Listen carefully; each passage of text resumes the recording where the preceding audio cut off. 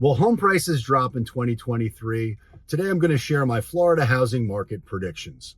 If you're new to the channel, welcome aboard. If you're a returning viewer, I appreciate your participation in our journey. Today we're going to get right after it. Because as many of you know, I used to be a stockbroker. For 18 years, I was glued to the market action. I was glued to the news. I needed to know everything that there was to know about every financial market, here and internationally, because every market is globally connected and I needed to know what was happening in real time. And full disclosure, I was a complete news junkie. And there was no off switch. It was 24 hours a day, 7 days a week. I needed to know what was going on so I could go out there and serve and support my clients at the highest level. And in my almost 20-year run as a stockbroker, I weathered the storm and weathered the financial crises that existed within that run. And so I saw plenty of markets go up. I saw plenty of markets go down. I watched Greece go bankrupt and need to be bailed out. And I watched our country go to the brink and damn near become insolvent up until the Fed took massive action, and not just the Fed, also the Treasury. Everyone came together to ensure that did not happen. And many people were asking me what I was telling my clients when we were at the abyss, when we were looking off the cliff into financial oblivion. As a country, what was I telling my clients? And I told my clients that we must bet on America. And unless the United States is going completely out of business, the truth is we had an opportunity to take advantage of tremendous weakness that existed within the market. And so we went out there and we grabbed as many shares as we possibly could of the best companies that were trading at a fire sale price. And personally, I bought Bank of America at $2, GE at $2, Ford at $1, and that's just to name a few. But we went bonkers building positions in best of breed companies that we firmly believed over time would come back. But we did all kinds of creative things to go out there and buy best of breed companies that were on sale. And the truth is, there's likely going to be many opportunities in the future to go out there and buy best of breed companies because they're on sale. You may ask why I led with that, because that doesn't have anything to do with the housing market, or does it? Now, although I mentioned before I used to be a news junkie that was glued to CNBC 24 hours a day, well, that's not the case anymore. But I couldn't help but notice that since the CPI number that came out, which was not as bad as they expected it to be, which doesn't mean it was good, it just means it wasn't as bad as they thought, which could be spun to mean that, oh, that's great news. Well, the market did not like that. And the market did not like what the Fed had to say. And the Fed has continued to remain hawkish. And they've gone out there and said that they will continue to be extremely aggressive and extremely hawkish as we go in and through 2023. And they went as far as saying that they're going to increase interest rates to 5.1%, which is higher than what they've said previously. And the market does not like uncertainty. I don't care what kind of market you're talking about. It's every market. Housing market, stock market, crypto market. And we're going to go deep on that a little bit here too. But every market hates uncertainty. And the good thing about the financial markets is they price news in real time, which is not how the housing market operates. The housing market is the last thing to be impacted by economic changes. But make no mistake, it's coming. But as far as right now is concerned, because I think that needs to be talked about, the Dow dropped 142 points on Wednesday. It went down 764 points on Thursday. And as of the making of this video, and really the catalyst for me even making this video, is the Dow's down 400 right now. Which, by the way, is just simply trading. It's not the end of the world, but it happens to coincide with the fact that the Fed has gone out there and said that they are going to remain hawkish into 2023. And I don't think it takes a rocket scientist to figure out that also means 2024 and 2025 and to whatever point they need to until they stamp it out completely. And by the way, that's no time soon. Which brings me back to the original question that I asked, which is, will home prices drop in 2023? As many of you know, I am a full-time, full-service real estate professional that has an all-star team that services all of South Florida. I am boots on the ground. I am transacting business on a daily basis. And so I'm not confused about where housing prices are. And yes, I know I've put out tons of content talking about what I expect the future will look like. What I can't speak to accurately is when all of those predictions will come true. But I can't ignore the obvious patterns that I see happening right now. Supply has grown exponentially in every market that I service. And I suspect if you're not in my market and you're somewhere else in the country, you have a similar pattern of inventory which has grown exponentially. And when I say inventory, I'm talking about homes for sale. I'm unaware of any market out there that has not experienced an exponential increase in the amount of homes that are for sale right now. And I'm also unaware of any market that hasn't experienced a drop off in demand from buyers. Because I think it's pretty obvious that if mortgage interest rates are at 3%, a hell of a lot more people can afford to buy a home than at 6, 7, or 10%. And yes, I'm on the record as stating that I think we're going to see 10% interest rates at some point in the future. And yes, I read your comments, and I know that a lot of you think that I'm absolutely nuts because I think that interest rates can go back to where they used to trade in the 70s, the 80s, and the 90s. But I don't think so. I think that's where the trend is indicating they're going back to. And if they do, I got news for you. People are still going to buy homes. Because there is no such thing as a bad real estate market. It's always good for someone, and real estate always trades. There will always be people who must buy homes, and there will always be people that must sell homes. But right now, there is so much noise out there and so much uncertainty out there that a lot of folks don't know whether they're coming or going. Which is why it is critical to work with a real estate professional that understands how to negotiate irrespective of market conditions. Now, I've done some content in the past talking about there has not been a better time to buy a home than right now in the last 2 years. And that's 100% true. Because right now we've got the leverage to go out there and negotiate things that never would have been accepted in the past. So we can negotiate a rate buy down, we can negotiate closing costs, we can negotiate repairs, improvements, this, that, and the other thing. We can negotiate, and we couldn't do that very effectively in the not so distant past because there was an endless supply of other buyers who were willing to do whatever it took to buy that home that you wanted. And right now, that's not the way the market is in most places, period. Which brings me to something that happened just yesterday. Now, as I mentioned in the past, home prices are a lagging indicator. They are the last domino to fall in the economic cycle when things start going the wrong way. And almost any real estate news or any metric that you track is probably going to be at least 30 days behind where we're at right now. So any data that you get from the MLS, although it might appear current, it's actually just a representation of whatever happened last month, which is the absolute opposite of the stock market, which prices changes in real time. But the leading indicator that I have the blessing to receive comes directly from you, the viewer.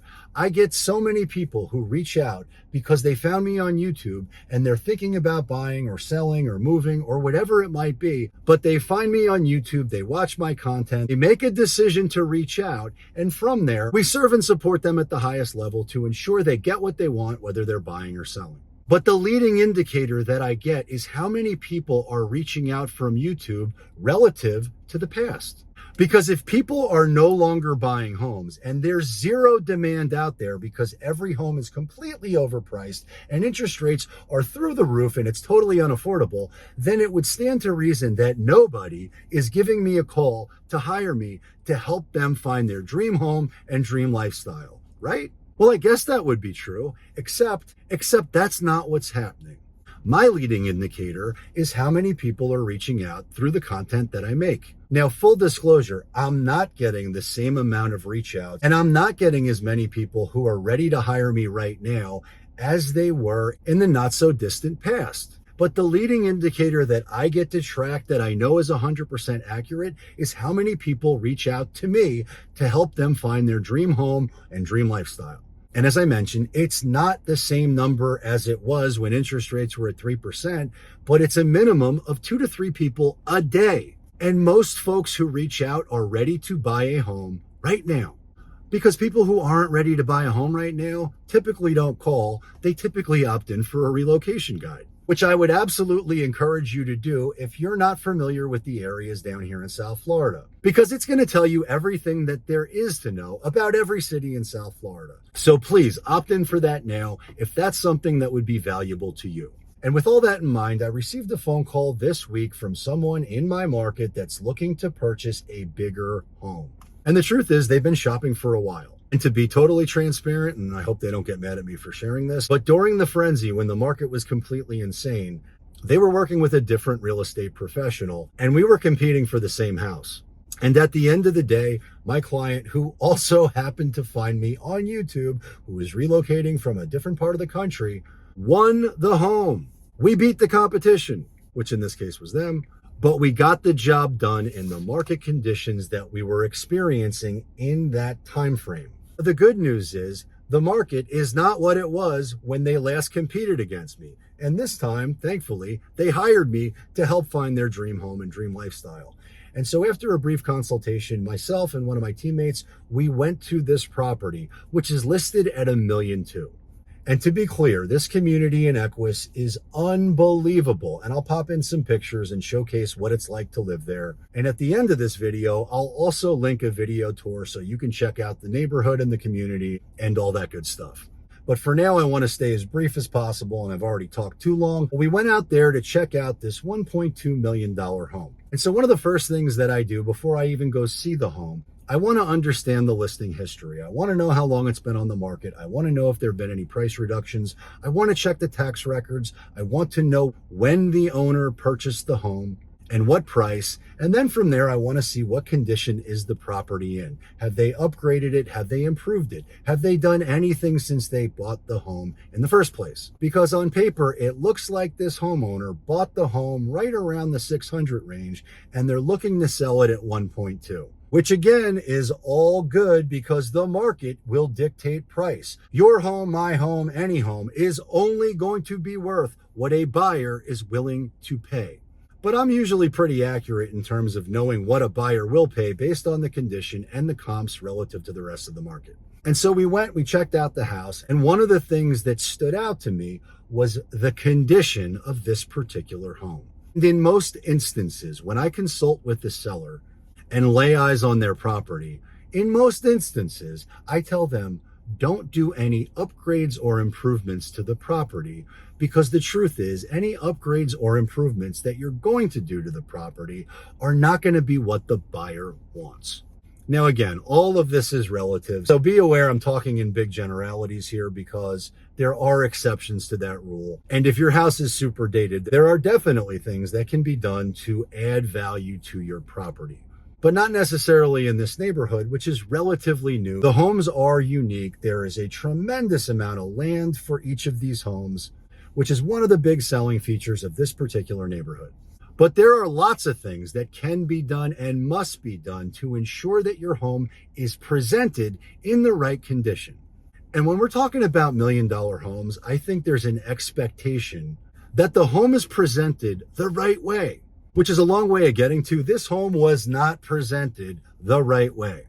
Now, not a knock on the realtor. There are plenty of times when I consult with the seller and tell them exactly what needs to happen, and they refuse to do it. And that's usually a function of them not having the money to do those things, in which case sometimes I'll do them myself because I need to ensure the home is presented the right way, but not all other agents do that. And this particular home was not in good condition. There were obvious issues that should have been addressed with a coat of paint or a pressure cleaner or a little bit of elbow grease. But suffice it to say, when bringing clients to the unbelievable private balcony that overlooks the backyard and you step in bird doo-doo, not a good look. You're probably going to turn the buyer off, and you're probably not going to get list price. And there are lots of sellers out there right now testing the market that think their home is worth a hell of a lot more than what the market thinks. And so there are tons of price reductions that are happening in my market and in other markets throughout the country. But an overpriced listing getting a price reduction down to a reality-based market value is not a crash. A crash, to me, is defined by homeowners losing significant equity. And right now, most homes have a tremendous amount of equity. Hundreds of thousands of dollars. I believe the national average is $300,000 in equity per homeowner. But that's going to vary from market to market and depend on when you purchased the home. But I think it's fair to say most homes have a ton of equity, which means if people sell their home, they're making a profit. Which brings me to my predictions for 2023, which may sound familiar if you've been watching for a while. The Florida housing market is not in jeopardy of a crash up until the consumer, the homeowner, faces economic pain, until they have to face the economic music that everybody's going to have to face. There is no crash. Which brings me back to the stock market selling off aggressively on the Fed news that they remain hawkish. And there's been close to a 12 or 1,300 point sell-off in the last 3 days. The stock market, no likey. But what does that have to do with the housing market and the consumer and a potential crash? Well, just like the Fed stimulated the economy back when they needed to ensure there was no systemic economic failure, the consumer, the homeowner, is going to do the same thing. And most folks will not sell until they must, until they face economic hardship. I think most people who are sitting on a ton of equity are going to tap that equity. And they're going to live off that equity. And they're going to run up their credit cards. And they're going to continue to keep up with the Joneses and run their credit through the roof. And why do I think that? Because they're already doing that. Right now, household credit card debt is the highest than it's ever been. And so if you've got equity in your home that you tap into, you can rob Peter to pay Paul and play economic musical chairs for a period of time. But you can't do it forever.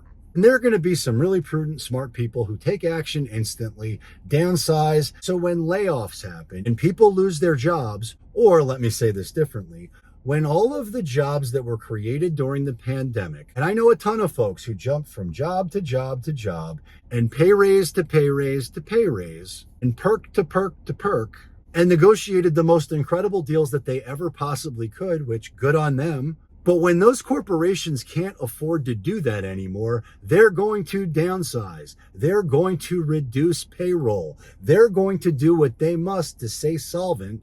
And a lot of folks who are living high on the hog are going to get hurt. And the smart ones will sell, downsize, figure it out, and move on with their life. But a lot of folks won't. They're going to keep playing musical economic chairs. And that, my friends, will take time. So is the housing market going to crash in 2023? I don't know. But I do know that economic pain is coming. And when it does, there's going to be forced sales. Which brings me back to my leading indicator, which is how many people reach out to hire me to help them find their dream home and dream lifestyle. And without going too granular, the number is a lot of folks, which I am truly grateful for all of you. So please continue to reach out. We want to help everybody. But that's me giving you a thin slice of a little bit of data, and it's one example. But the truth is, people continue to move to Florida in mass. Over 1,000 people continue to move to Florida a day. So as much as I would love to predict the future of what 2023 looks like, the truth is, I can't predict 2023 or any other year. Because the truth is, the housing market is impacted by everything. Economic conditions, population growth, employment rates, government policies, and that's just to name a few. But if you must buy a home, there is no better time than right now. Because right now we can negotiate deals better than any point in the last 2 years. But do your own due diligence, do your own research, talk to your financial advisor, understand your finances, understand whether it's right for you. But please know that right now in South Florida, it's still right for a lot of people from around the country and around the world. And we want to help everybody. Now, I hope you found this content valuable. And if you did, please subscribe to the channel, give it a thumbs up, share it with a friend, and either check out my next video, which I suspect you'll love a lot, which is over here, or check out the playlist of neighborhood tours, which you can check out over here. And until next time, peace.